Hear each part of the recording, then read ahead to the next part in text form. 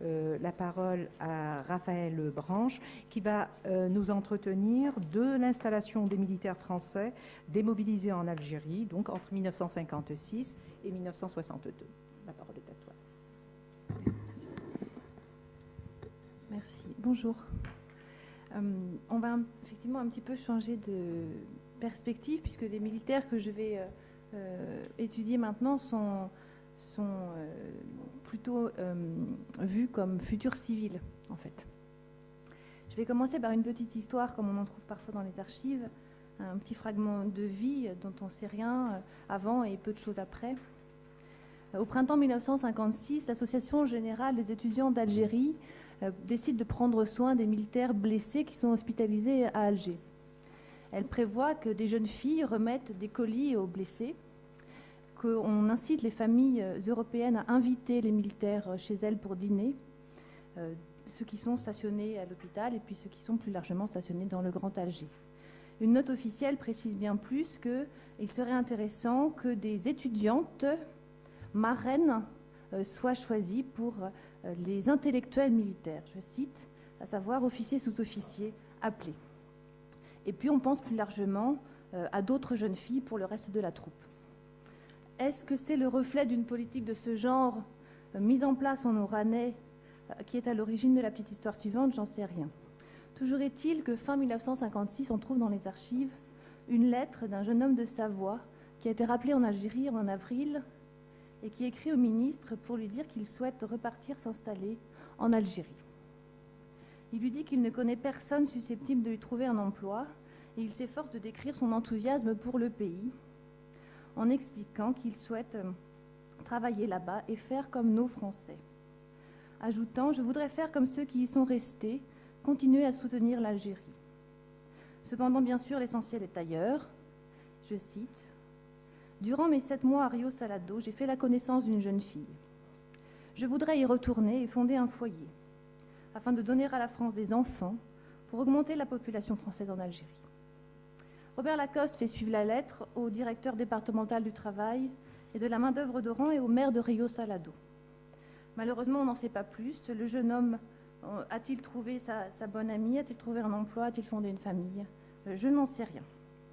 Tout au plus, on sait qu'entre janvier 1956 et juin 1960, ce sont près de 900 militaires démobilisés originaires de métropole qui se sont installés dans le corps d'armée d'Oran et que 200 autres sont venus les rejoindre jusqu'en décembre 61. Entre ces motivations individuelles et ces statistiques d'installation, il est possible d'apercevoir la politique de séduction menée en direction des militaires du contingent par les autorités françaises en Algérie. Avant de revenir sur les faibles résultats, essayons d'en comprendre les enjeux, d'en préciser les modalités et parcourons ainsi un pan de la politique de la France en Algérie qui confirme l'immense fossé qu'il y avait alors à combler pour réussir l'Algérie française que l'on prétendait défendre et faire en même temps. Officiellement, le désir de soutenir les militaires métropolitains qui souhaiteraient s'établir en Algérie après leur démobilisation apparaît dans la directive générale du ministre résident du 18 août 1956. Il s'agit alors seulement de les informer sur les possibilités existantes, de leur suggérer cette nouvelle orientation de leur vie, alors pourtant que beaucoup de militaires alors sont des rappelés, c'est-à-dire engagés dans une vie professionnelle en France. Pour la plupart. La situation change rapidement avec l'arrivée des appelés en Algérie. À la jeunesse de ces nouveaux militaires répond alors l'image d'un pays que l'on caractérise aussi par sa jeunesse. Une jeunesse de ses habitants d'abord, mais plus largement une jeunesse intrinsèque, caractérisée par un mélange de dynamisme et de potentiel inexploité. Un tract évoque ainsi début 58, je cite, « Un pays jeune et en plein développement offert aux jeunes dynamiques ». En octobre 59, l'officier supérieur responsable du comité armée-jeunesse d'Algérie, dont j'aurai l'occasion de reparler, se félicite, je cite, « des nombreux militaires intéressés par la recherche d'un emploi rémunérateur ou la possibilité d'un avenir de choix dans un pays jeune en pleine expansion. Parmi eux, ajoute-t-il, nombreux sont ceux que des attaches sentimentales sérieuses incitent à séjourner en Algérie à leur libération. » Mais le contexte économique aussi est là pour les attirer. Je cite, « Le mirage du pétrole et les perspectives du plan de Constantine incitent à chaque libération plusieurs centaines de jeunes militaires à rechercher un emploi en Algérie. En avril 61, on retrouve les mêmes arguments, mais cette fois sous la plume des putschistes, pour séduire les appelés métropolitains. Je cite, « L'Algérie est une terre pour les jeunes. Tu sais combien d'autres qui mènent aujourd'hui une existence sans idéal, dans un quelconque fouillis les oies, rêvent sous la grisaille de leur ciel à certains paysages, jeunes de la belle Algérie, et à l'avenir heureux qu'elle peut réserver à des foyers nouveaux. » Entre-temps, l'action psychologique avait pu développer longuement cette thématique à destination des militaires dont les tâches variées avaient été exaltées par les tracts du 5e bureau, par le journal Le Bled et autres supports de la propagande militaire à destination du contingent. C'est bien sûr l'esprit des pionniers mythiques du 19e siècle qui est proposé en exemple. C'est lui qui guide l'action, c'est ensuite lui qui donne son nom au bulletin d'information de l'Association des démobilisés métropolitains en Algérie, donc le pionnier. Dans cette guerre de reconquête menée de plus en plus activement depuis 1956 et renforcée sur le plan économique par la mise en place du plan dit de Constantine et les débuts de l'exploitation pétrolière, la France est effectivement en Algérie à la recherche, je cite, d'une main-d'œuvre qualifiée et hautement qualifiée, qui lui permette de donner à l'ensemble de l'Algérie le visage moderne et industriel qu'elle n'est pas parvenue à lui donner en plus de 100 ans d'exploitation économique. De fait, depuis le XIXe siècle, l'Algérie s'est peuplée d'hommes et de femmes qui désignent ce pays comme leur terre et la France comme une mère patrie que l'on n'hésite pas à qualifier tantôt de marâtre. Pour ceux qui viennent de France, le contact avec cette population est rarement aisé. Et dans le contexte de la guerre, les soldats ne sont pas toujours bien traités par les Européens d'Algérie, en particulier par la population des campagnes et des petits bourgs ruraux, éprouvés par les attentats, tenaillés par la peur. Début 1958, on voit même un projet d'association qui émerge, qui se propose d'atténuer, je cite, le sentiment pénible d'isolement que sont censés ressentir les métropolitains récemment démobilisés, de même que ceux qui sont plus anciennement installés en Algérie. Dans une lettre qui expose le projet à Michel Gorlin, donc du cabinet de Robert Lacoste, Yves Le Tac, qui est le frère de Joël Le Tac, reporter à Paris Match et bientôt député UNR de Paris, explique son idée d'association en qualifiant les métropolitains et les Français originaires d'Algérie des deux éléments de la population de l'Algérie, les deux groupes de la population française, dit-il, dont il s'agit de faciliter le contact afin, je cite, d'éviter la naissance d'un complexe d'émigrés de la part des métropolitains.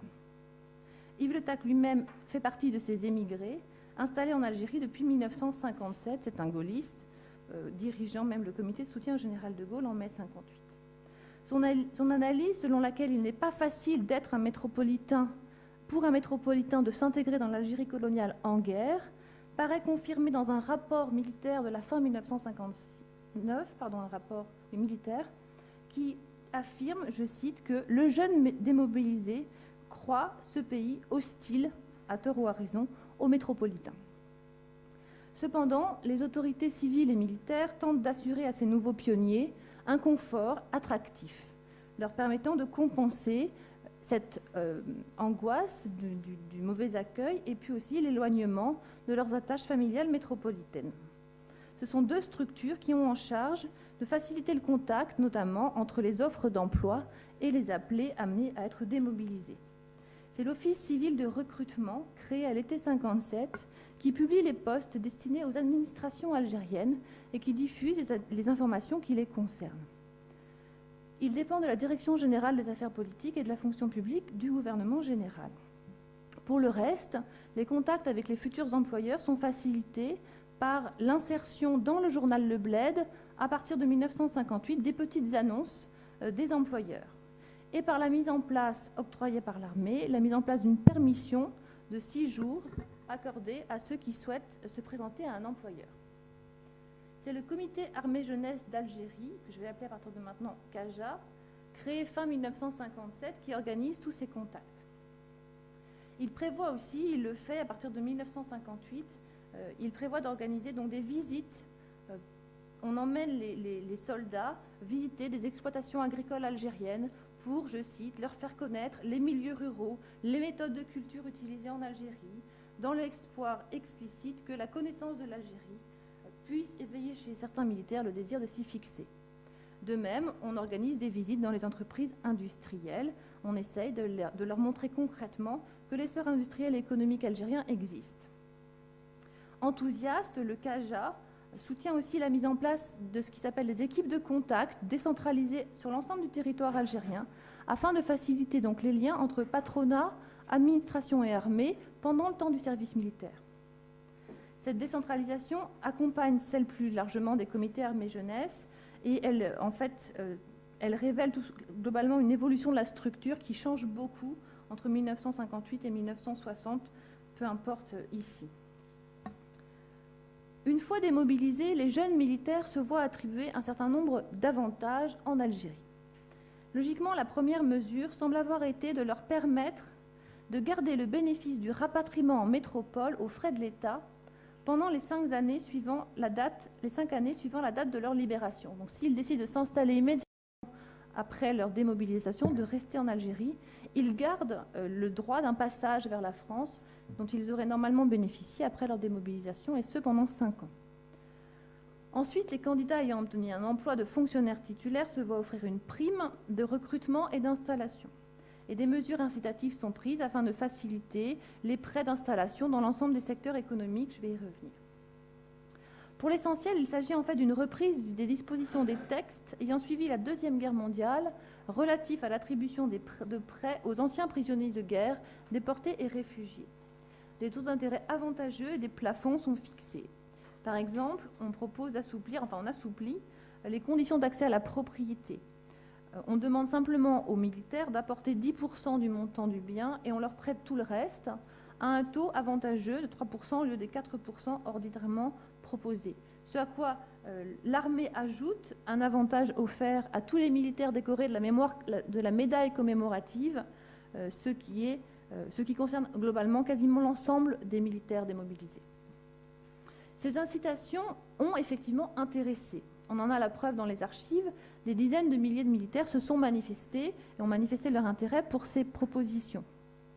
Fin 1957, le CAJA constatait que 2500 demandes étaient parvenues pendant l'année 57 donc au bureau de main-d'œuvre de la part de jeunes libérables qui souhaitaient s'installer en Algérie. En 1958, la structure a reçu entre 1000 et 1500 lettres par mois.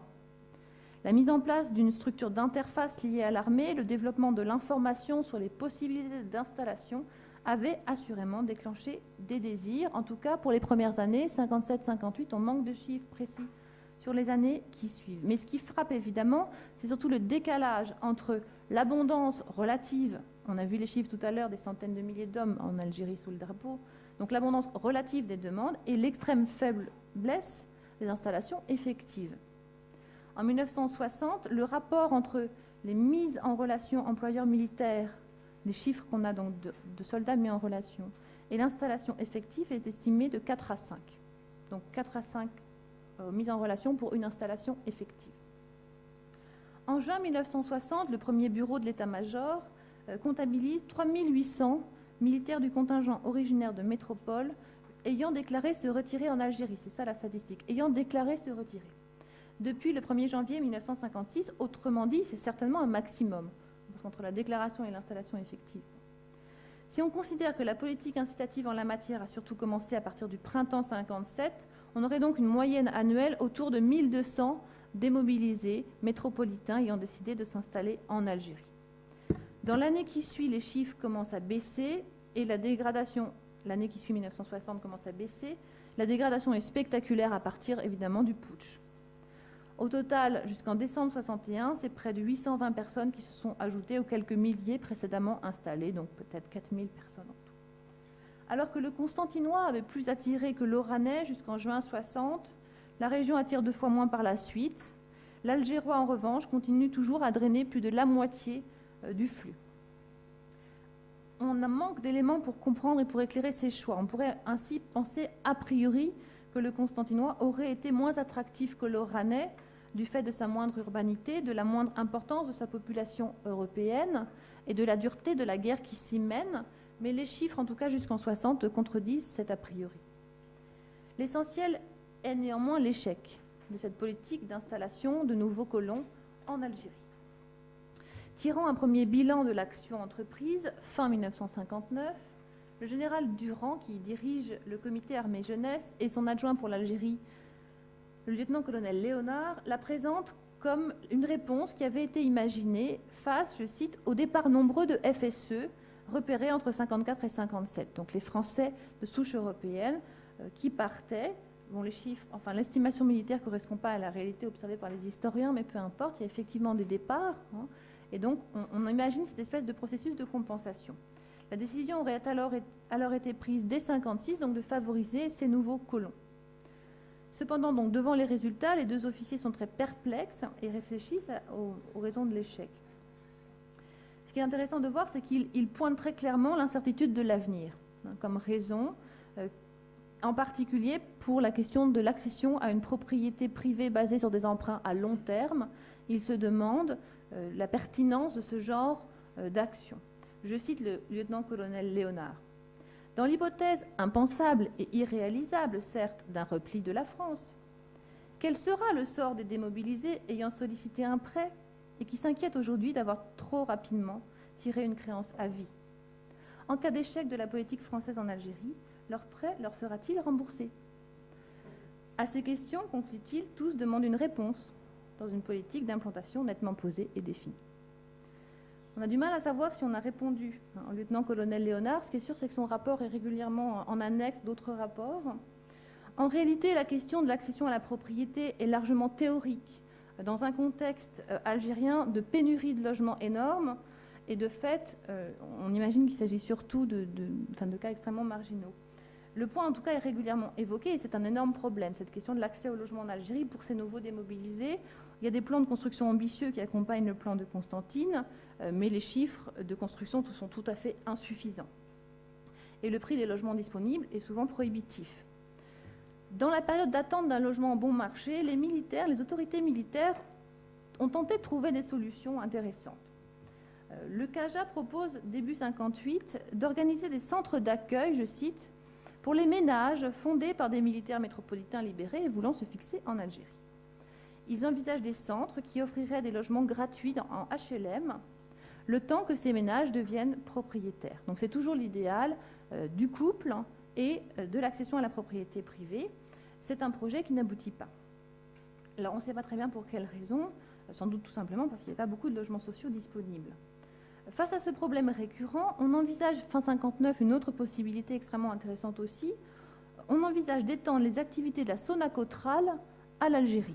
La Sonacotrale mise en place donc, en métropole pour les foyers d'Algériens, dont on vante donc, les succès en métropole, et on se dit, après tout, pourquoi pas reproduire la Sonacotrale en Algérie, ou alors créer une société analogue.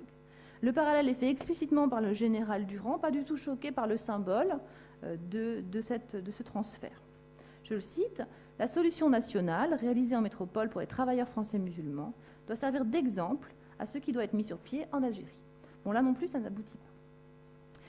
Mais c'est intéressant de voir qu'on a là, dans l'action et dans la pensée militaire, une vraie pensée symétrique entre les deux rives de la Méditerranée, une pensée qui est très présente dans les actions du comité armée-jeunesse, dont la principale activité, en fait, n'est pas de travailler avec ces démobilisés, mais de travailler, en fait, avec les jeunes Algériens, en direction des Algériens pour améliorer les relations entre eux et la France. Des stages sont organisés en France pour les former, par exemple.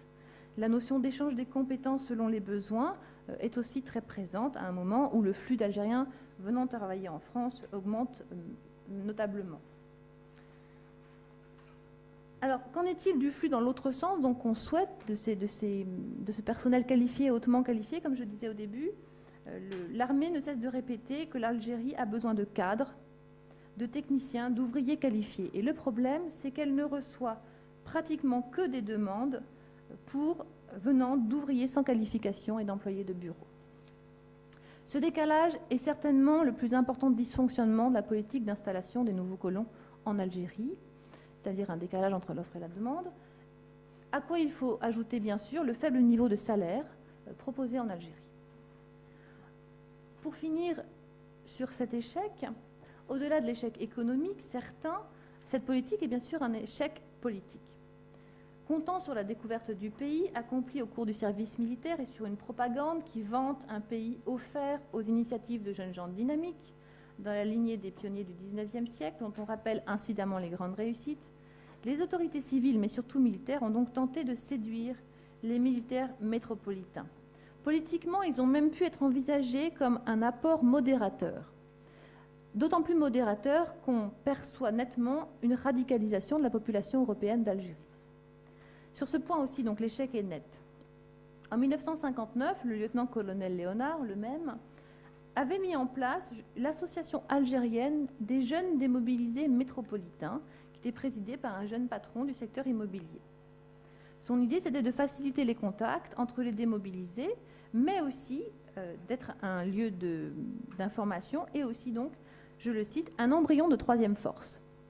Un embryon de troisième force, en tout cas, c'est ce que pense le 5e bureau qui observe cette association. Or, l'association est un échec, 200 personnes, 200 adhérents, essentiellement, semble-t-il, algéroises, et qui, plus est, autant qu'on la connaisse, assez peu représentative de l'ensemble des démobilisés, puisqu'un jeune patron, un boucher charcutier la dirige, alors qu'on l'a dit, la plupart des démobilisés sont des ouvriers, des employés. Surtout, elle connaît des divisions internes importantes qui sont en fait les mêmes que l'ensemble du milieu européen d'Alger, entre ceux qui soutiennent la politique française en Algérie et ceux qui la désapprouvent, allant jusqu'à soutenir les barricades en janvier 60, voire s'engager dans l'OAS ensuite. Ainsi, d'anciens démobilisés ont soutenu le putsch, d'autres ont fait de la prison pour leur lien avec l'OAS. La plupart, ceci dit, sont vraisemblablement rentrés avec les autres Français d'Algérie dans la grande vague du printemps 62. Si leur invisibilité historique finalement atteste à sa manière de leur fusion dans l'ensemble des Français d'Algérie, elle me semble surtout rappeler leur faible nombre, goutte d'eau à contre-courant d'une histoire dont la politique à marche forcée, souhaitée notamment par le plan de Constantine, n'a pas suffi à inverser le cours. Je vous remercie.